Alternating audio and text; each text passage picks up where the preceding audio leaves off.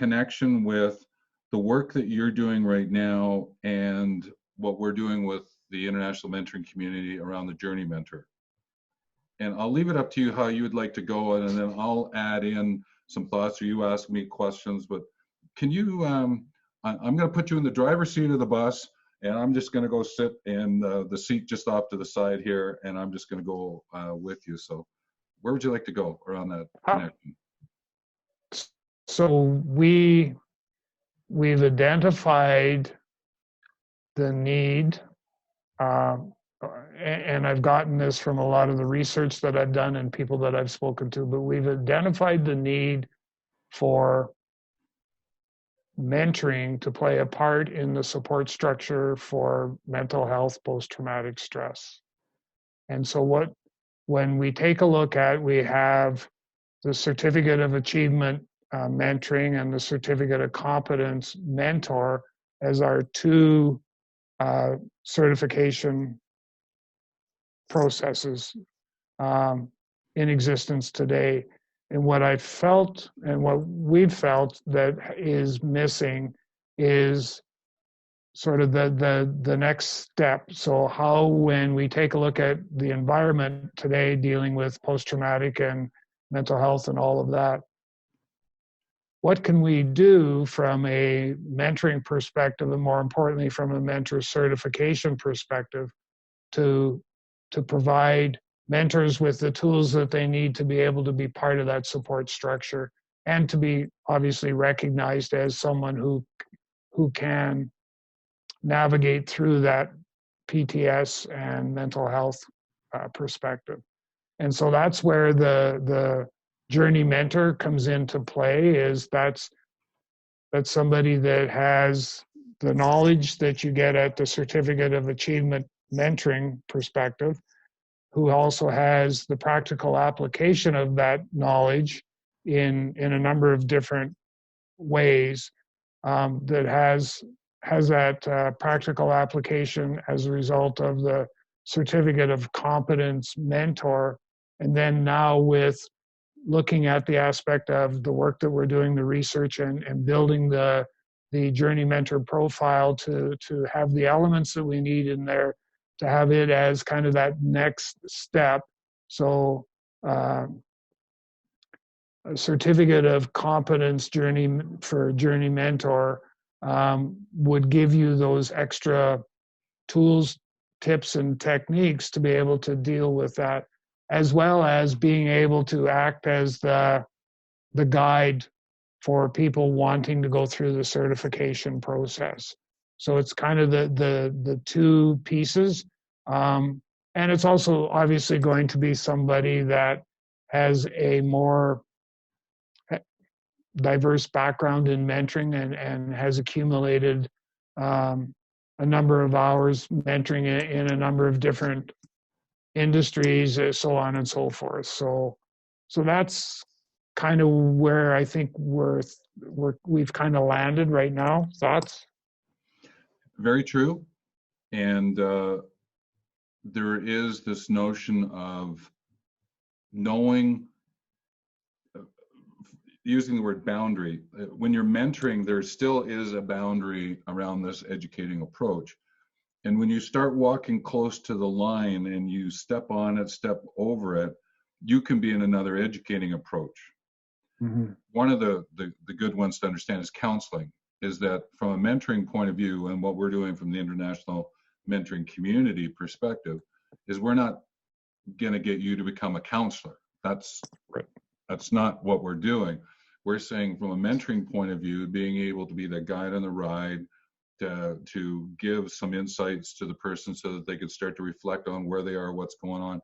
Then they can make a decision, all right, of I need a counselor to be able to deal with some of the things that I'm dealing with, and or just bring to their awareness that there is a person who's a counselor.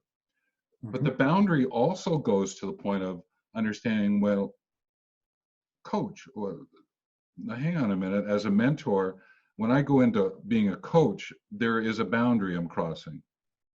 And one of the things that I always say is then declare you're going into that.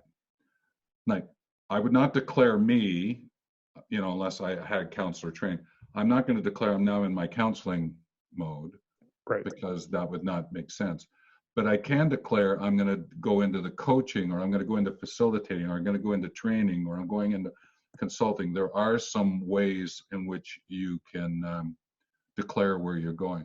But the importance is you got to declare it, not assume that the person's following you gets it, right? Because when I do my facilitative mentoring, when I move into facilitating, I say into that aspect of asking the person questions because I want to gather insights. While it may be taken as something that is part of mentoring, depending to the degree that I'm using, I will say, no, look, I'm going to flip into my facilitating, and I'm going to use that to draw ideas, because I may ask you to go out and talk to other people and bring that in, and maybe some of those people need to come in and we need to talk. I'm going to draw that in, versus as a mentor, I'm asking some questions to get at some of it, but there's again a deeper technique around facilitating. So the boundary aspect of the Jounrey Mentor is so important to be able to understand that. And to the 2 points, one, for the mental health, the PTSD, right? But also helping someone to become a certified mentor.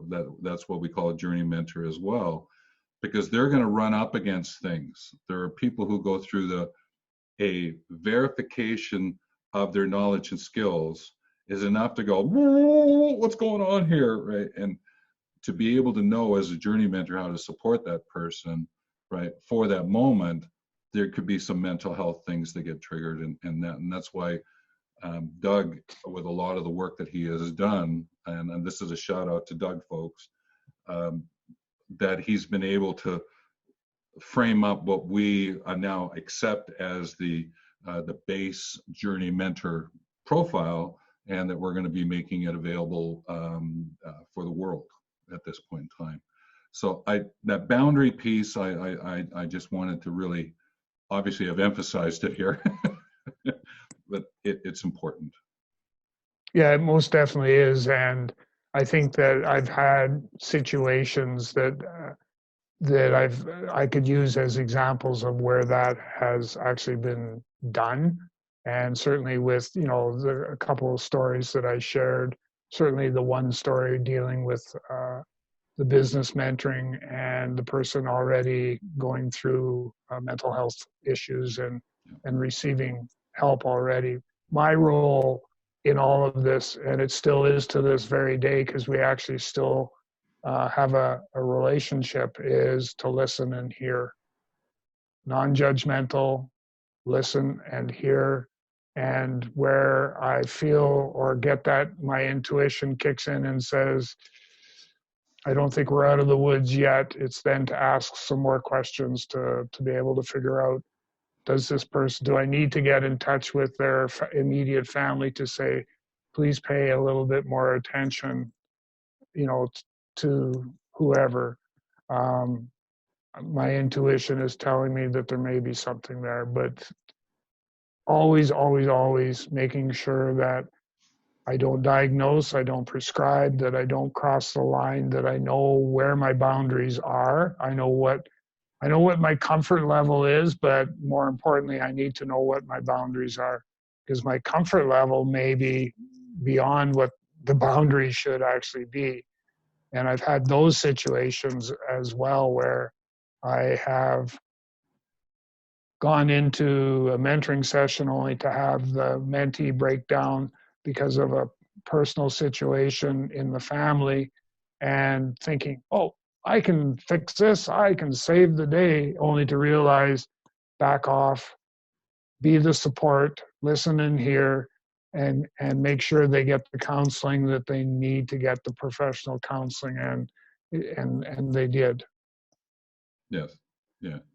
I guess the same caveat, just because you think you can doesn't mean you should. Yeah. That kind of idea. So, well, thanks for that. Appreciate that.